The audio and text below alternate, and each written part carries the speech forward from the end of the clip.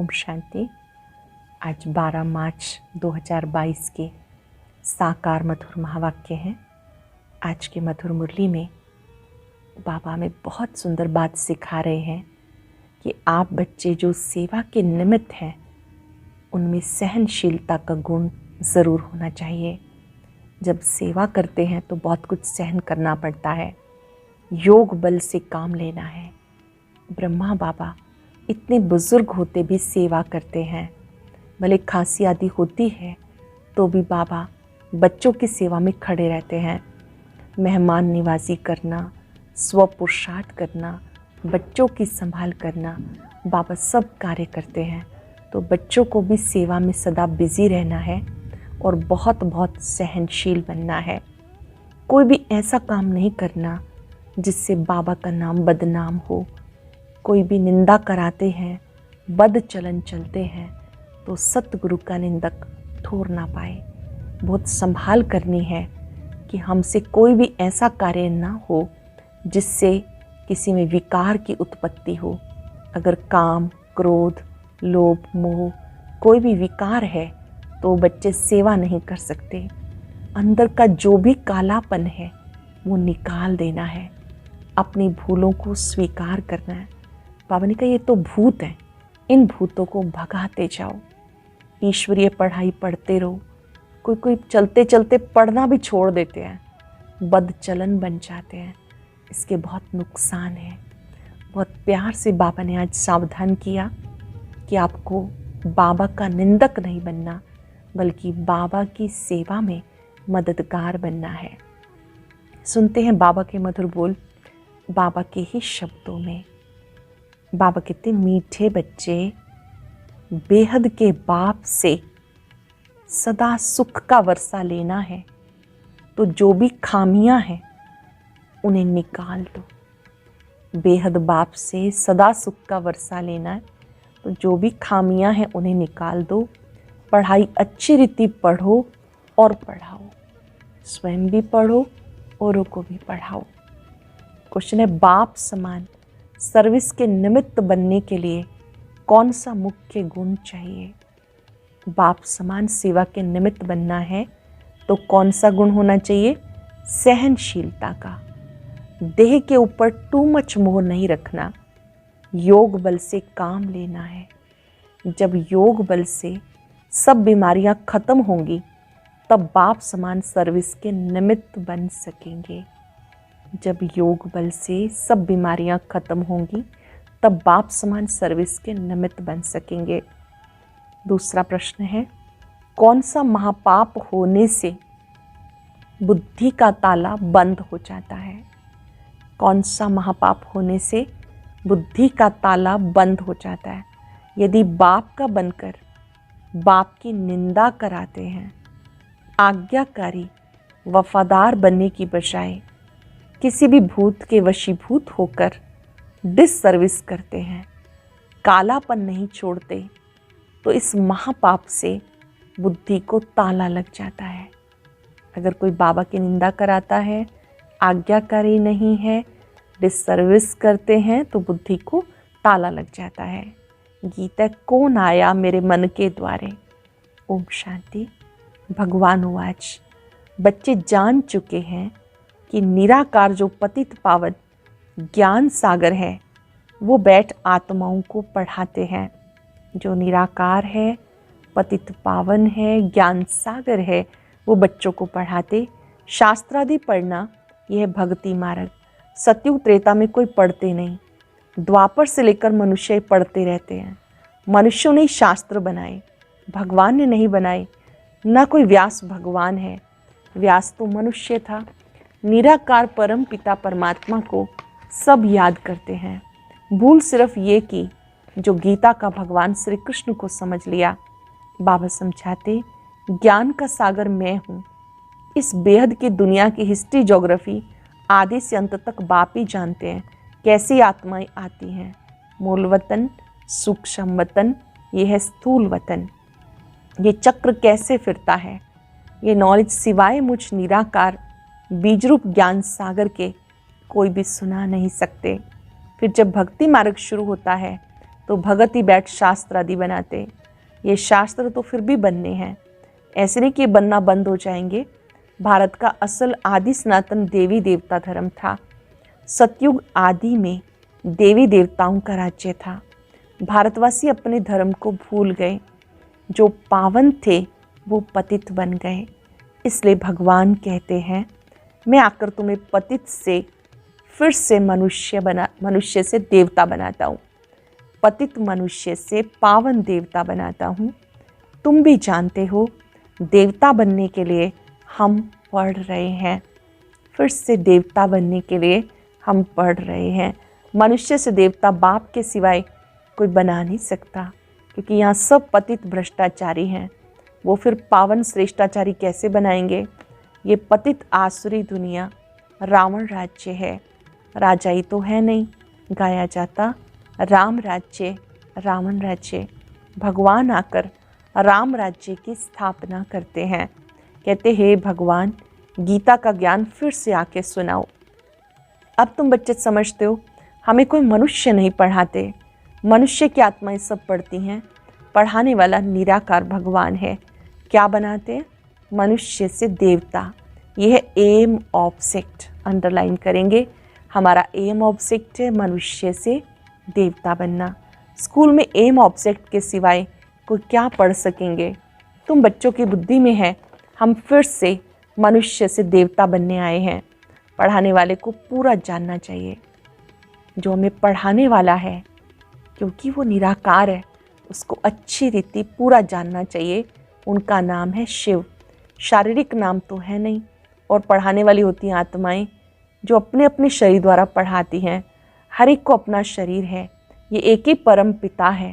कहते मुझे अपना शरीर नहीं, मैं इनका आधार लेता हूँ। इनकी आत्मा भी पढ़ती है, जो पहले नंबर में देवता बनती है। इनकी आत्मा, ब्रह्मा की आत्मा भी पढ़ती है, पहले नंबर का देवता बनती है। जो न्यू मैन था वही पुराना हो गया। श्री कृष्ण है सबसे पहला न्यू मैन। फिर 84 जन्म के बाद आकर ब्रह्मा बना। ये अपने जन्मों को नहीं जानते, इसलिए मैं बैठ के सुनाता हूँ। पहले जन्म में श्री कृष्ण था, फिर पुनर्जन्म लेते लेते पतित बन गया। फिर मैं आकर ब्रह्मा के द्वारा तुम्हें फिर से देवता बनाता हूँ। इनको भी ब्रह्मा से फिर श्री कृष्ण बनना है। झाड़ में भी क्लियर लिखा हुआ है। नीचे तपस्या कर रहे हैं ब्राह्मण रूप में, ऊपर में वही ब्रह्मा पतित दुनिया में खड़े हैं। यहाँ संगम पर तपस्या कर रहे हैं तत्त्वम। कल्प वृक्ष का चित्र ध्यान से देखेंगे, नीचे भी दिखाया है पिता श्री ब्रह्मा को, और झाड़ के अंत में भी दिखाया है तत्त्वम। तुम बच्चे भी ऐसे ही तपस्या कर रहे हो फिर से देवता बनने के लिए। फिर पुनर्जन्म लेते पतित शूद्र बने, अब फिर तुम पावन बनते हो। जानते हो, पतित पावन परम पिता परमात्मा द्वारा हम पावन बन रहे हैं। बाप उपाय बताते, मुझे याद करो, मुझे याद करने से तुम पावन बन जाएंगे। बाबा को याद करेंगे, पावन बन जाएंगे। आत्मा और शरीर दोनों ही पावन तो सिर्फ सतयुग में होंगे। यहाँ शरीर सबको पतित मिलता। सबसे खराब भ्रष्टाचार है काम विकार। विष से पैदा होने वालों को भ्रष्टाचारी कहा जाता। सतयुग में कोई भ्रष्टाचारी होता नहीं, क्योंकि वहाँ विष ही नहीं। श्री कृष्ण को संपूर्ण निर्विकारी कहा जाता। फिर निर्विकारी ही विकारी बनते हैं। सतयुग त्रेता में विकार होता ही नहीं। बाप कहते हैं इन 5 भूतों पर विजय पानी है। काम, क्रोध, लोभ, मोह, अहंकार, इन पर जीत पानी है। बाप ही विकारी दुनिया को निर्विकारी बनाते हैं। कई हैं जिन्हें धारणा बिल्कुल नहीं होती। क्रोध का भूत, लोभ का भूत, मोह का भूत एकदम काला बना देता। सबसे गंदा है काम विकार। वह भी तब आता जब देह अभिमान आता है। काम उत्पत्ति भी तब होती जब देह अभिमान आता। बाबा कहते अपने को आत्मा समझो। आत्मा में ही संस्कार रहते हैं ज्ञान के। अब आत्मा के ज्ञान के संस्कार बिल्कुल खत्म हो गए। बाबा कहते मुझे याद करो। मनुष्य तो साकार को ही याद करते हैं, भक्ति में हिरे हुए हैं। गुरु गोसाई या कोई देवता को याद करेंगे। बद्रीनाथ, अमरनाथ पर जाएंगे तो पत्थर की बैठ पूजा करेंगे। शिव के मंदिर में जाते, परंतु किसी को पता नहीं कि ये बाप है। इससे कहा जाता अंधश्रद्धा। शिव की पूजा करते हैं, उसके ऊपर अघधूतूरा चढ़ाते हैं, पर ये पता नहीं कि हम सबका बाप है, इसे अंधश्रद्धा कहते हैं। कोई जानते ही नहीं बाप कब आया, कैसे आया। अब तुम बच्चों को सब कुछ समझाया जाता, परंतु तुम्हारे में कोई थोड़े हैं जो अच्छे सियाने, वफादार, फरमानबरदार बच्चे हैं। ध्यान देंगे, बाबा के बच्चों में भी नंबरवार है। थोड़े बच्चे हैं जो अच्छे सियाने, वफादार, फरमानबरदार हैं, जिनमें भूतों का प्रवेश नहीं है। कौन है समझदार, वफादार, फरमानबरदार? जिनमें भूतों का प्रवेश नहीं। भूतों की प्रवेशता वाले बड़ा तंग करते हैं, बहुत डिसर्विस करते हैं, तो पद भी नीच मिल जाता है। पुण्य आत्मा बनने के बदले और ही पाप आत्मा बन जाते हैं। एक तो देहाभिमान है, दूसरा फिर और विकार भी आ जाते हैं। एक तो देहाभिमान, फिर और विकार भी आ जाते, लोभ का भूत आ जाता। दिल होती ये रबड़ी मलाई खाएं, ये शुरू से चलता आया, अभी तो अवस्था परिपक्व बनानी है। लोभ का भूत भी पद भ्रष्ट कर देता है। आधा कल्प इन भूतों ने हैरान किया, जो कहते हैं हम पुण्य आत्मा बनते और बनाते हैं, खुद ही पाप आत्मा बन जाते हैं, दूसरों को भी बनाने लग जाते, नाम बदनाम कर देते। अगर तुम्हारे में क्रोध का भूत है तो दूसरे को कैसे निकालेंगे? खुद ही क्रोध के वशीभूत हैं तो दूसरों का कैसे निकालेंगे? कोई देहाभिमान की उल्टी चलन देखो तो रिपोर्ट करो। देहाभिमान के वश कोई उल्टी चलन है तो रिपोर्ट करो। धर्मराज के पास तो रजिस्टर रहता है, फिर सजा भोगने के बाद तुम्हें सब साक्षात्कार कराएंगे कि तुमने इन भूतों के वश बहुतों को तंग किया। कई बच्चे क्रोध अग्नि में जल मरते हैं, आत्मा बिल्कुल काली बन जाती है। जिस सर्विस करते हैं तो बुद्धि का ताला बंद हो जाता है। जिस सर्विस करते हैं तो बुद्धि का ताला बंद हो जाता, उनसे फिर कोई सर्विस हो ना सके। अंत में बाबा सब साक्षात्कार कराएंगे, फिर बहुत परेशान होंगे। इसलिए बच्चे ऐसा कोई काम नहीं करना चाहिए। बाबा कह देते अगर उल्टी चलन चलते हैं तो रिपोर्ट करो। बाबा समझ जाते देहाभिमान के कारण ये दास दासी जाकर बनेंगे, प्रजा में भी कम पद पाएंगे। बाबा तुम बच्चों को ज्ञान श्रृंगार कराते हैं, फिर भी सुधरते नहीं। इस समय परम पिता परमात्मा ज्ञान का श्रृंगार कराए सतयुग के महाराजा महारानी बनाते हैं। इसमें सहनशीलता बहुत अच्छी चाहिए, देह के ऊपर टू मच मोह नहीं होना चाहिए, योग बल से काम लेना है। बाबा भी बूढ़ा है परंतु योग में खड़ा है। खांसी आदि होती है फिर भी सर्विस पर रहते हैं। भले खांसी आदि होती है तो भी बाबा सेवा पर रहते हैं। बुद्धि की कितनी सर्विस करनी होती, इतने बच्चों को संभालना, मेहमानों के लिए प्रबंध करना कितना बोझा रहता है। ख्यालात भी चलती है। अगर कोई बच्चे की बद चलन होगी तो नाम बदनाम कराएंगे, कहेंगे ऐसे ब्रह्मा कुमार कुमारी हैं जो नाम बदनाम करते हैं, क्या ये ऐसे ब्रह्मा कुमार कुमारी हैं? तो नाम ब्रह्मा का हुआ ना, इसलिए कहा जाता गुरु का निंदक ठोर ना पाए, है ये सत्य गुरु के लिए। शिव बाबा गुरुओं का गुरु सत्य गुरु है। इन कलयुगी गुरुओं ने फिर अपने लिए कह दिया, इसलिए मनुष्य उनसे डरते हैं कहीं गुरुजी श्राप ना दे दें। यहाँ कोई ऐसी बात ही नहीं, अपनी चलन से अपने ऊपर बददुआ करते हैं। ठीक चलन नहीं, ठीक व्यवहार नहीं तो अपने ऊपर बददुआ करते। बच्चों को अपने भविष्य का ख्याल रखना चाहिए। अब पुरुषार्थ नहीं किया तो कल्प कल्पांतर यही हाल होगा। अब पुरुषार्थ नहीं किया तो कल्प कल्पांतर यही हाल होगा। बाप कितना अच्छी रीति समझाते, फिर भी कई हैं जो कालापन छोड़ते नहीं, फिर टूट पड़ते हैं, मरकर जहन्नुम में चले जाते हैं, नरक में चले जाते हैं, पढ़ाई छोड़ देते हैं। कोई तो बच्चे अच्छे चलते हैं, कोई तो ईश्वरीय जन्म लेकर 8-10 वर्ष के बाद भी मर पड़ते हैं अथवा फारकती दे देते हैं। 8-10 वर्ष ज्ञान में चले फिर बाबा को छोड़ के चले जाते हैं। लौकिक बाप भी सपूत बच्चों को देखकर खुश होते हैं, फिर भी नंबरवार तो है ना। कोई कोई सेंटर्स पर भी तंग करते हैं, बड़े कांटे बन जाते, घर के बनकर फिर निंदा कराते तो महान पाप आत्मा बन जाते। इसलिए बाबा समझाते रहते, यहाँ तुम आए हो बाप के पास सुख का वर्षा लेने, तो खामियां सब निकाल देनी चाहिए। बाबा के पास सुख का वर्षा लेने आए हैं तो जो खामियां हैं वो निकाल देनी चाहिए। स्कूल में पास होने वाले स्टूडेंट शर्त रखते हैं कि हम 80 मार्क्स से पास होंगे, 90 मार्क्स से पास होंगे। फिर जब पास होते हैं तो खुशी में एक दो को तारे करते हैं। ये है बेहद की पढ़ाई। सूर्यवंशी बनेंगे या चंद्रवंशी वो भी मालूम पड़ जाता। चंद्रवंशी राजा रानी जब बनते तो उनके आगे सूर्यवंशी जैसे सेकंड नंबर में हो जाते। राम सीता का जब राज्य चलता तो लक्ष्मी नारायण छोटे हो जाते। सूर्यवंशी नाम ही खत्म हो जाता। ये नॉलेज बड़ी रमणीक है। धारणा अच्छी उनको होगी जो श्रीमत पे चलेंगे। धारणा अच्छी उनकी होगी जो श्रीमत पे चलेंगे, वही ऊंच पद पा सकेंगे। शिव बाबा का भक्ति मार्ग में भी पार्ट है, ज्ञान मार्ग में भी पार्ट है। शंकर का काम है सिर्फ विनाश का, उनका क्या वर्णन करेंगे।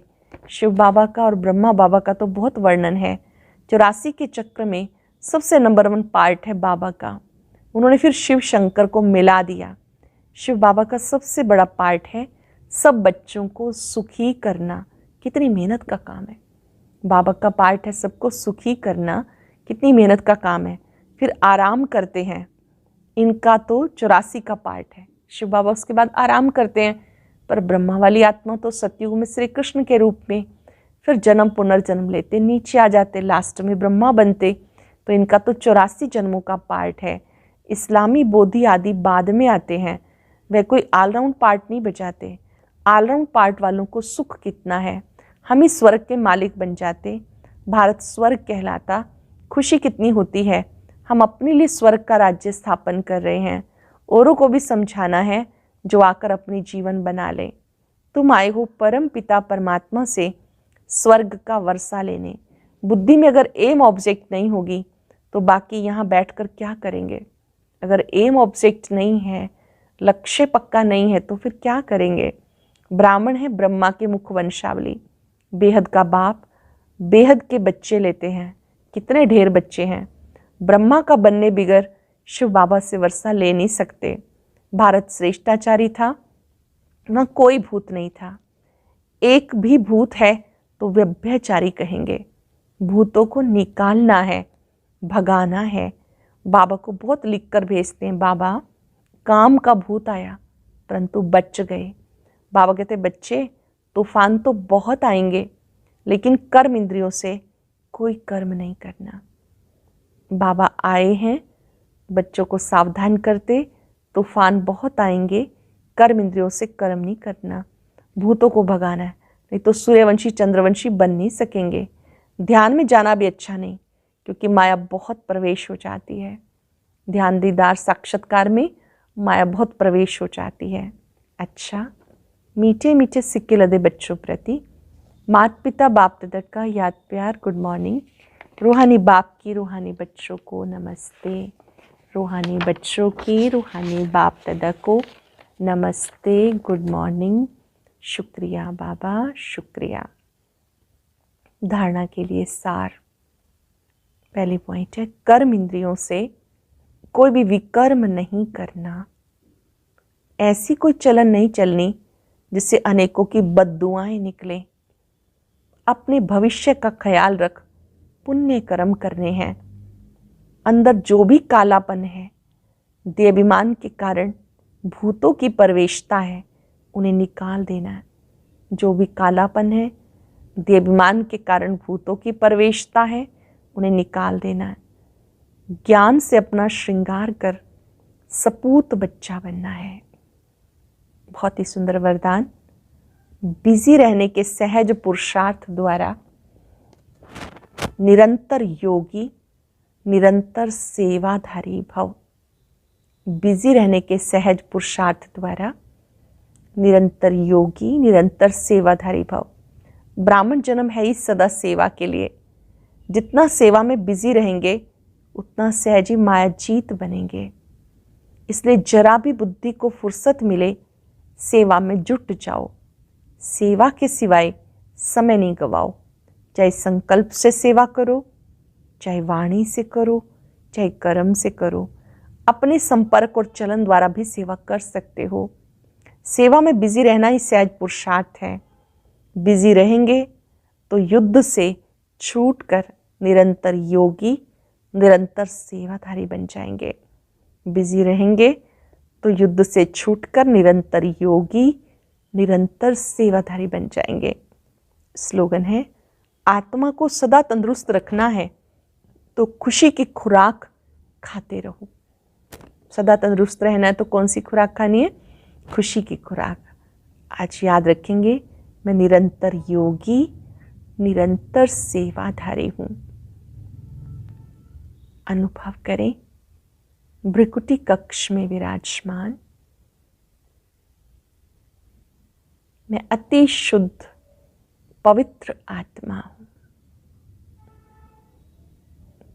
अब मैंने बाबा की याद में बिजी रहना सीखा है। बाबा की याद और याद में रहकर सेवा मुझे शक्तिशाली बनाती है।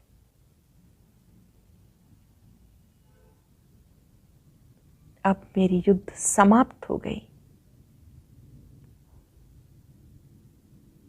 जो निरंतर याद में स्थित है वही निरंतर सेवाधारी है।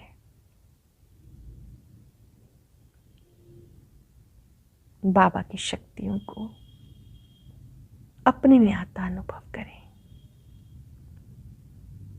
वायदा करें, आज से हम याद में रहकर सेवा करेंगे।